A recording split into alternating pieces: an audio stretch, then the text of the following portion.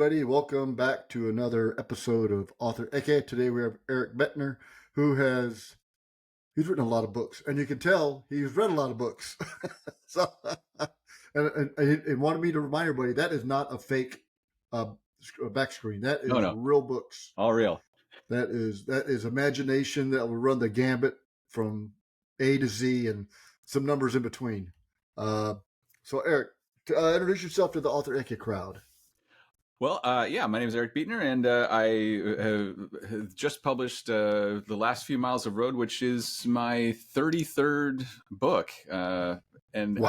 I always, the caveat there is that some of them are cheating because I have written with a couple different co-authors. So some of them I only had to write half the book. Some of them are very short. I like the novella form. Mm-hmm. As well. I think it's a tight way, especially to tell a good crime story. That really tight version is a lot of fun and suits the genre well.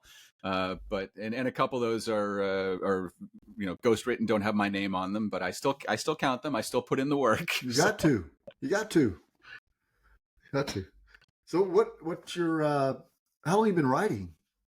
I've been writing for a long time. I started in screenplays. I went to film school. I work in the TV and film business. So my first love was the movies and the screenplay form. And I did the typical Hollywood thing of sort of grinding through that process. I sold some stuff and got a couple of checks, got my name in Variety. And then nothing ever got made, as happens to an awful lot of writers in Hollywood. Oh, they'll buy the story and not make it? Oh, yeah. No, 90% of what gets bought never gets made. Because, you can pay someone, for their script, but then, the extra 50 to 100 million to actually make the movie is a whole other ballgame. So there's a lot of screenwriters who've made a heck of a career and just have screenplays on some the finest shelves and drawers in all of Hollywood. Oh, wow. I didn't know that. My nephew years ago said, "Hey, Uncle Travis," he goes, I want to write a screenplay and make a movie and stuff. And I'm like, okay. I said, well, if you finish, I'll pay for it. Nice. Don't say that. Never do that. Because he finished the short. It's a 30-minute. It's called Yield. So I was executive producer for it. So I put up the money to have it done. So that in turn, now I have an IMDb page. And I'm not at the bottom of the star ranking either. I am somehow I made it about mid-tier. I haven't figured that out yet. Nice. Great. Well, I have some pitches for you then. Excellent. Well, I got one I want to put out too. So it's not easy, but yeah. I did that for a long time and just started getting more and more frustrated, and wanted to try to write a novel. And I think the first one I wrote was almost in secret because I didn't want to be the guy who started the novel and then never finished it. You can't tell anybody that you're writing a novel because you got to finish because they'll ask you about it all the time. Yeah. And the worst is if they're asking you about it 10 years later and you're still not done. I think that's a lot of people. Yeah. So I finished the first one and immediately put it in a drawer. No one's ever seen it, which is all well and good. It was a learning process, not a great book, but I said, I can do this. And so kept on going. And then my first published novel came out in 2009. Oh, excellent. So was it a huge is it harder to go transition from a screenwriter to an author or author to screenwriter? That's a good question. I think it's probably harder to go from novels to screenplays because you have to get so stripped down, so skeletal, and so efficient in that storytelling. It's the classic argument of people go to see a movie and, the book was better. Oh, and this scene wasn't there. And they cut out this whole character and stuff. And it's by necessity. They are two different mediums. I never give any credence to someone who complains about the movie version of their favorite book. It's a different medium. You have to just let it go. Exactly. But I think if you are trained in the novel form where you can be in someone's head longer, and it's just, you can ruminate and you can describe and all that kind of stuff. To go to screenplays, it's really hard to break those habits. Whereas I think screenwriters who go to novels, it's an easier transition because now you actually have the freedom to get out and play, and it's a little more of a deep breath, and I get to actually describe this and not have to rely on what the production designer and the director are going to make of what this room. I think you can almost use it as an outline, or write a screenplay as an outline to write a more detailed absolutely to write a book. Yeah, and that's basically what it is. Like it's a roadmap for the other creative people to put their stamp on it, and it's a collaborative process, which doesn't suit every writer. So some of us like to just be alone. Tell us about the book you showed. Let's talk about that one. Well, The Last Few Miles of Road is this is the first in a trilogy. It's a crime novel, and it's about a guy named Carter McCoy who is in his early 70s. And no spoiler, it's right there in chapter 1. He gets a terminal diagnosis. He does not have long to live. So he takes that news and decides that he is going to take care of some unfinished business in his life that he feels has weighed on him for 20 years now, which is to find and kill the man who was responsible for his daughter's death. So it's really an exploration of, can you go from living a good life on the straight and narrow and turn to doing a criminal act, even though you do feel it's justified, because if justice was never served. His daughter's gone. This guy's still around, walking free. And really his discovery of, without giving too much away, he sort of discovers that with the freedom of time running out and kind of nothing to lose, he can now actually help other people if they need someone that needs to go away. So he struggles with this. He doesn't jump into, killing for sport. He doesn't enjoy it. It's a weighs on him heavily, but he can start to see and start to justify helping others and giving people in his life a chance that his daughter never had. So I wanted to explore sort of the consequences of violence. I never like to take violence too casually. Right. But I think it makes an interesting character exploration. And so far the reviews and everyone who's really connected to Carter as a character really enjoys that side of the story. It's maybe a little deeper than some of my other work and a lot of the stuff that's out there in the crime fiction field. So do your books take place in California? No, yeah, it's funny. I think I've set some short stories out here. This one takes place in Minnesota. I'm originally from the Midwest. I was born in Iowa, and I think the Midwest is kind of underserved. And I tend to like stories about ordinary people in small towns, out of the way places. If you go to set a crime novel in LA, you're under the shadow of everyone from Raymond Chandler to Michael Connelly and Robert Craze. It's like, it's so daunting. Yeah. You've never seen an NCSI Des Moines, right? So, but everybody has, crime. So you can take it wherever, because people that's like an adventure for them. Everybody knows Sunset Strip, Hollywood Bowl, San Francisco. They know that. But you take them out in Iowa or Minnesota or Wisconsin or South Dakota. They don't know that.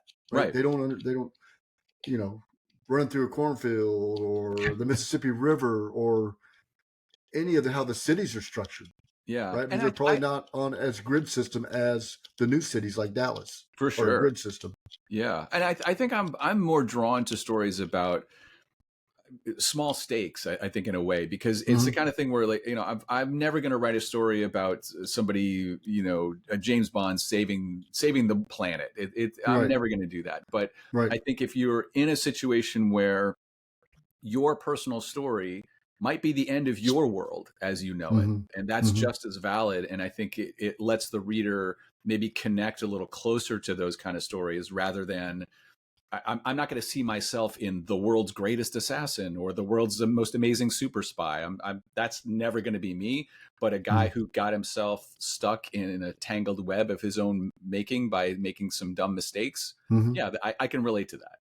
Yeah, I mean, that's what probably you get more personal. Yeah. Right. Like I'm never, I write, thriller, espionage. I just wrote a World War I historical fiction, but I'm not.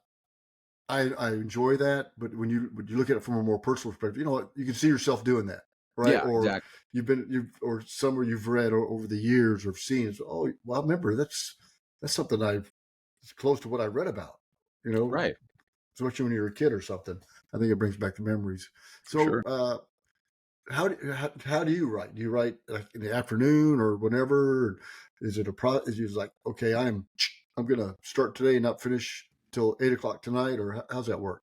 I'm a late night writer. I sort of started getting into that habit after my family's gone to sleep and the house is finally quiet. I've two kids and my wife goes to bed early, but it's getting harder because now my girls are both in high school. And, I've got a senior and a sophomore. They want to read that stuff. Well, they just stay up later. Like it was great. You put them to bed at 7:30 and then you have the rest of the evening. But now they're up at 11 o'clock at night. I'm walking around. I got Taylor Swift blasting all through the house. Oh my God. So it's harder. I got to push my schedule later and later. You ought to be writing something about a serial killer. But yeah, so when I finally get a chance to sit down, it's at the end of the day. So I'm very focused, and because I know I've got 60 or maybe 90 minutes of brain power left in my head. Then you're exhausted. I gotta make it count. Exactly. Then you become exhausted. Yeah. So how do you have a crime background, or is it crime or that type of genre just really intrigues you?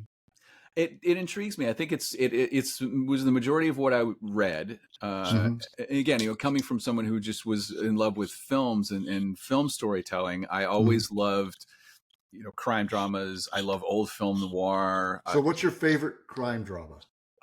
Look, I don't traffic in favorites because I've seen too many films. Which one would you watch more often than others? I mean, I always go back to the classics. You get something like Big Heat or The Raw Deal. The setup is great. I love the 40s and 50s. Yeah, I go back to that because there's not a lot of technology in it. It's all brass knuckles. Yeah, football team. Simple, direct storytelling. I do like that. Yeah. So, do you ever want to go back to screenwriting, or do you dabble in it anymore? I do. I still try to have a foot in it. I mean, really, writing novels. The whole motivation was kind of a backdoor into Hollywood again. I've written. I've worked with some friends, and at least you're not a waitress. Yeah, exactly. I have a great day job that's creatively fulfilling and keeps me in the business. I'm not one of those people who goes, works in a cubicle and then needs writing as an outlet. Right. I think the creativity of my day job. I'm a television editor and producer, and that fuels the creativity that I bring into writing very much. So yeah, it's a nice balance. So you've written 30 or so books, novellas. Yep. So do you like? And you said you like doing the novella, is it because it's short, concise, almost like an extended screenplay, right? And they can go out fairly quickly. Do you self-publish? You have a publisher? How do you do that? I've worked with a series of small presses. Everything's been pretty small press, and I have had a tendency over my career to. I don't think it's my fault, but I've had 5 publishers now go belly up while they were publishing my work. Yeah, I don't think it's your fault. Yeah, it could be. At some point, you got to recognize a pattern, right? They're a lot like restaurants. So exactly, yeah, it's a tough business. But no, this new one, Last Few Miles of Road, is my first book with Level Best Books, and they are an ongoing concern who really knows what they're doing, and hopefully it looks like for sure they'll stick around at least for the next 2 books, so I'll be able to finish out the trilogy. Excellent. So are they more crime book, or they just do a genre or Yeah, whatever? they're crime and mystery focused. Yeah, they do everything from traditional mysteries and cozies to these more thrillers and sort of hard edged noirish kind of stories as well. But yeah, Mhm. all crime fiction. So how do you market your books? That seems like the biggest uh, thing with authors, whether they're published, self published, published through hybrid, indie, whoever, right? Yeah, Is how do you get that book out? Because everybody it's has a finite amount of dollars yeah. to be able to put where is it Facebook page, is it Twitter, is it how are you ever so how do you do? I mean, you've written a lot of books, you've been successful because you're still writing them. So how do you do that? I think, yeah, it is the trick, and there's no secret to it. Otherwise, we'd all be doing the same thing. I think Mm-hmm. one of the things that has benefited me a lot is just trying my hardest to insinuate myself into the larger crime fiction community. I host a lot of events. I've hosted a live reading series here in LA for the past 12 years.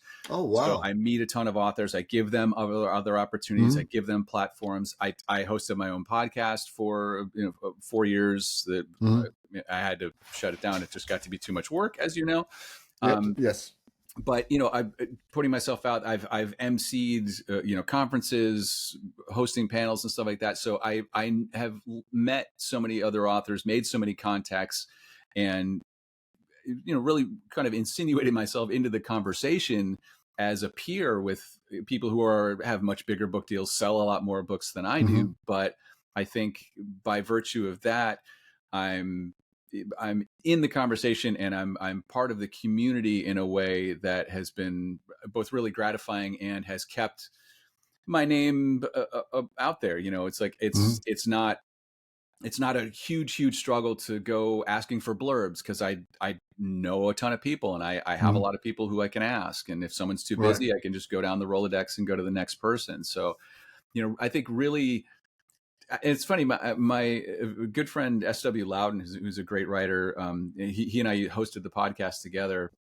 We both came from a music background, and it's kind of a small indie punk rock music background, where it was all about creating your own scene and being very do it yourself, and Mm-hmm.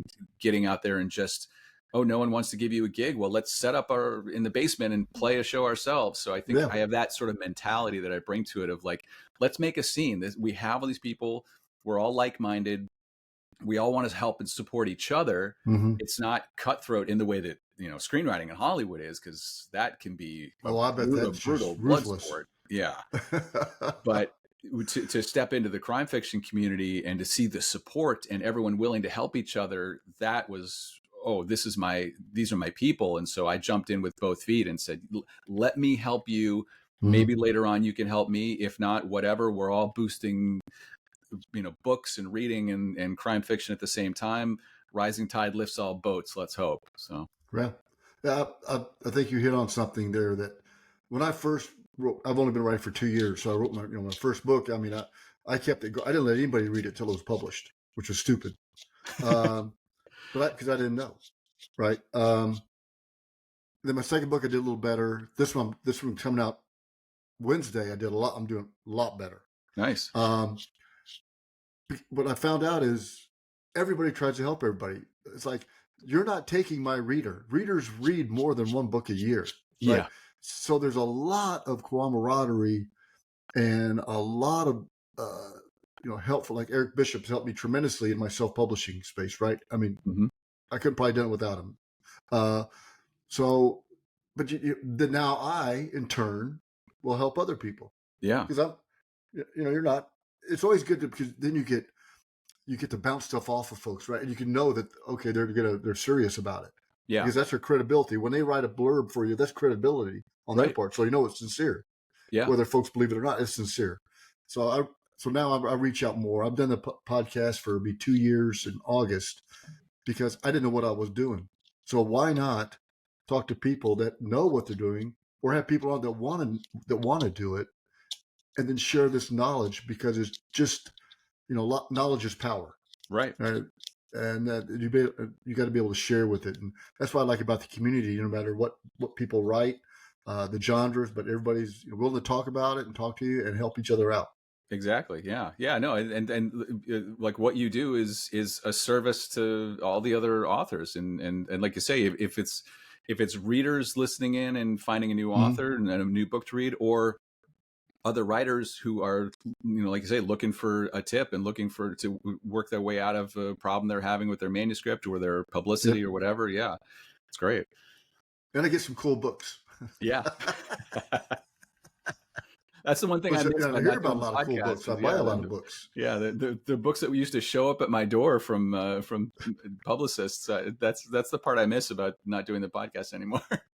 Yeah, I'm not for sure what UPS guy thinks I'm doing. So I'm kind of, and these all weigh about, the same amount of weight. Uh-huh. It's kind of odd. Uh, About the same as a brick of cocaine. Yeah. yeah. $5.84. I mean, that's kind of odd. They're coming from all over the place. It's strange. So, when you started writing novels, what did your friends in the screenplay business think? Like, great, like I'm not competing with him anymore. It's funny because the amount of screenwriters who want to write novels or are planning on writing novels, or my goodness, during COVID or the latest writer's strike, who finally said, now it's time to write my novel. Every screenwriter has a novel in them that they're eventually going to get to. I think much in the same way, like you said, every novelist has a screenplay that they want to get to eventually. Yeah. So I Yeah. think everyone thinks that the grass is greener on the other side. They're not always it's not right. necessarily greener. It may be deeper, but more and more have cow manure in it too. Yeah, for sure. Yeah, because not everything brown in the field is mushrooms. So I think you have to be careful for that. So what do you do in your spare time? I mean, you got 2 kids, you got a wife, daughters that take probably your whole time. 2 daughters? 2 daughters. Yeah. 2 girls. I got 2 daughters and a son, so I feel for you. Yeah. Mine are older, but I still they're your daughters, right? I mean, you still hurt somebody if you have to. Yeah, I mean, I stay busy doing, I think, a lot of creative things. I try to, whether it makes me any money or not, that's just where my brain lies. Right. I used to be in like high school, college. I was an actor, and I sort of left that behind. But then I recently, through a good friend of mine that I've known for years, just sort of started doing it again, just for the fun of it. Like, Right. I'm not trying to be an actor or anything, but I started Right. doing, doing these workshops and doing scenes and stuff. And I just love flexing that creative muscle. Mm-hmm. I'm a musician, like, as I say, I still play guitar. What do you play? I play guitar. I don't play in a band anymore, but I still play around the house. I still love learning new songs and that. So I try to keep that active. And then, I get out and I play volleyball on the beach every week. And, we I've got 2 musician stories. One, 1978, Nuremberg, Germany. Oh. I was on my first tour in Germany, walking down the street. There's a bar, club, little one. And I go, hey, let's go in here. Let's listen to whoever's playing. So we get up, we move up front. We've been partying, we had some beer and everything. And there's this guy playing the guitar. I'm like, man, this guy is good. I mean, like, really good. Yeah. I said, who is that? He goes, it's Eric Clapton. And this place couldn't hold no more than 100 people. Wow. So 78, that was, after Cream, probably, right? I don't know when he was in his thing. And the other, this happened just a few years ago. I was in American Airlines taking a flight to Pittsburgh, and there's this guy standing by the agent right at the gate. Black hair, black fingernails, tattoos, black everything. I'm like, man, I didn't think this guy could afford to fly in a plane. So I had upgraded to first class. I had enough points, and the seat next to me was open. Everybody got on the plane already. I said, oh, great. I got, another seat. In comes this guy, and everybody's kind of, I didn't know who he was. And so he sits down beside me, of course, takes out a book, and I'm inquisitive. Right. I said, hey, nice tattoos, because he had them all over. And he goes, oh, thank you. I said, I don't have any, but I like them. I just don't have any. And he goes, oh, yeah, I got these, Europe and Asia and South America and the United States. Oh, wow. So he asked me, he says, what do you do? I said, I'm just going to Pittsburgh for a couple of days doing some work for PNC Bank. And I go, what are you doing? He goes, well, I'm flying from LA, just here for the night and everything. And he says, what do you do? And I say, oh, I'm a consultant in technology and things. I go, what do you do? He goes, I'm in a band. I go, what band? It was Motley Crue. It was Nikki Sixx. Wow. The nicest guy you'd ever want to meet. He was just super nice. I mean, so we talked the whole time. And That's funny. they were doing a concert that night in Pittsburgh. Oh, wow. You know, we got into the whole band structure, the friendship that, started in the garage. Now they don't talk to each other. Yeah. Yeah, taking separate flights. Jeez. Yeah, whew, crazy. But yeah, so that's my musician story. Nice. I've tried to play the guitar 8 or 9 times. Can't do it. No. I love my. I don't know. No, I have to pull my fingers a little longer. I don't know. So do something. Just join them and add to it. Just takes practice. It's like writing. Just takes practice. You just got to sit down and do the work. I know. Are you writing another book? Are you starting another one since this one's out? You're hacking away at something? I'm in the middle of the sequel right now. So okay. I got to finish that. I probably should have started sooner. And then I'm debating whether I'm going to write books 2 and 3 back to back, which is probably the smart thing to do, just because my head will be with these characters in that space. Or I might get distracted by another shiny idea. That tends to happen a lot. Oh, okay. I find it interesting that I tell folks I was writing the 3rd book in my Team Texarkana series. I was about 50,000 words into it and stopped and like cold turkey and started writing my novel Be Out Wednesday 1 of 4. Oh, wow. Stopped right dead and started doing research and writing this book. Planning to come back to the other one, or? Yeah, I'm thinking about it. Yeah. Okay. I mean, shoot, I'm more than halfway done. I just got to, finish and clean it up. Work. I know. But it's interesting when you do that, or the thoughts you have in your head, or your things that you read and go, oh, that would be a good book. Yeah. Just from a snippet of information, and to be able to capitalize on that. Where do you get your ideas? Are they just from the news, pop in your head?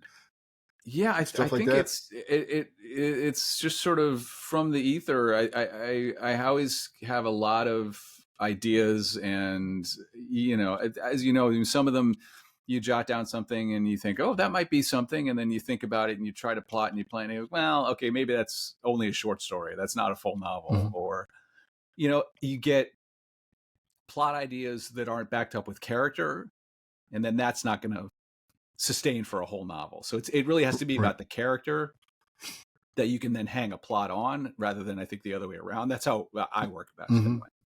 Yeah. This 1 of 4, the main character has no attributes. None. Wow. He's a man, married, has a kid. That's it. Let the reader project what they want on him, man. Yeah, he's unknown. He's an unknown soldier. Yeah. Wow. I couldn't even describe him to you. Well, Clint Eastwood had his Man with No Name for 3 movies.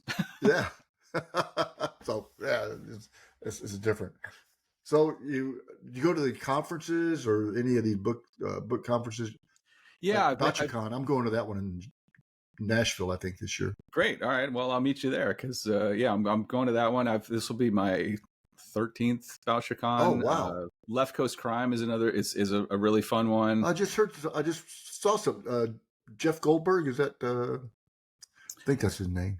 Lee Goldberg, or yes, Todd, Lee Goldberg. Lee or Todd. Yeah, they're brothers down here. Yeah, it was just in Seattle, just last month. Yeah, I saw something about that on Twitter and stuff. Yeah, there's a great one. There's a 1-day conference in Chicago called the Midwestern Mystery Conference that just started a couple years ago. That one's a great one. Just to like pop up to Chicago for a day. They put on a great program up there.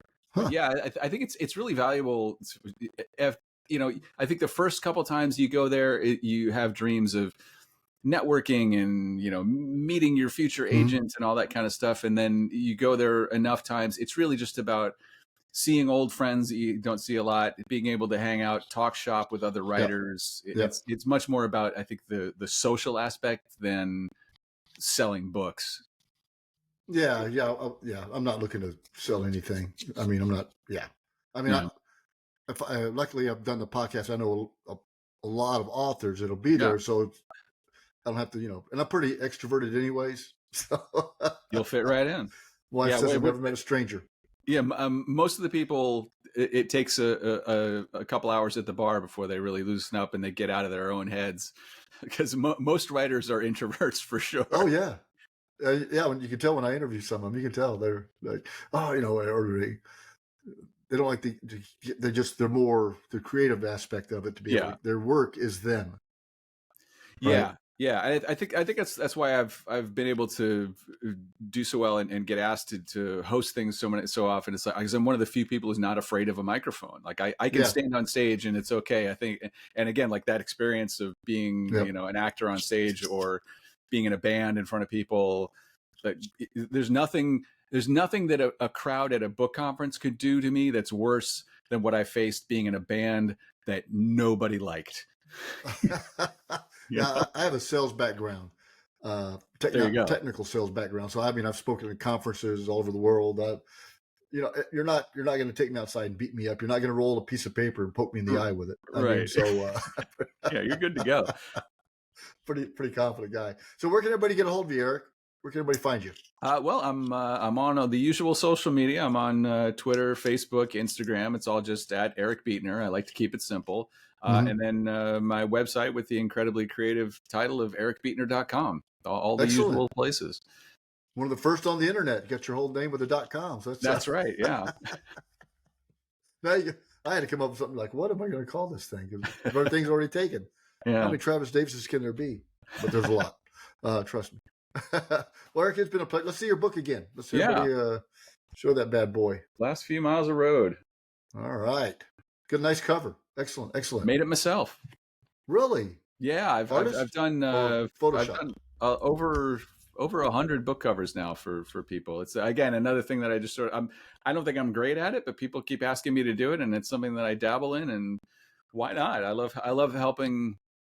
I've done stuff just for friends, just as favors. I've done stuff for a lot of indie publishers because I don't charge a ton of money, and it's not my career or anything. But right. If I can help out and get people a cover that grabs some eyeballs, then yeah, let's do it. Excellent. So folks, don't forget, Eric can design you a beautiful cover. That's right. Yes. Between writing, don't stop his writing though. Just a few inquiries. Yeah, no, and that book cover money, that'll help me get to the next conference. There you go. See, there you go. That'll buy my hotel room. I'm going to put up a little teacup with pencils in it. So probably smart. All right, Eric. It's great meeting you. Thank you very much. Thanks so much for having me. Good luck. All right. Thank you.